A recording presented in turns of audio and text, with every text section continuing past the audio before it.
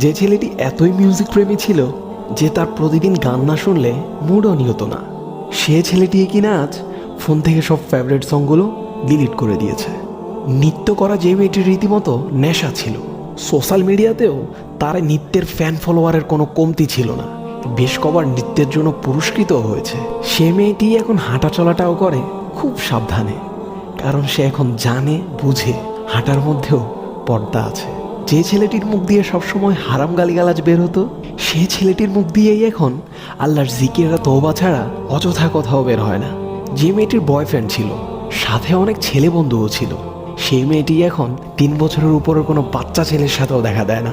যে মেয়েটি আগে অন্যদের বোরকা পরা দেখে হাসি ঠাট্টা করত, সে মেয়ে আজ নিজে তো বোরকা পরেই সাথে সাথে আবার বান্ধবীদেরও বোরকা পরার পরামর্শ দেয়। এভাবেই হুট করে পরিবর্তন হয়ে যাও না, পুরো দুনিয়াটাই তোমার জান্নাত মনে হবে।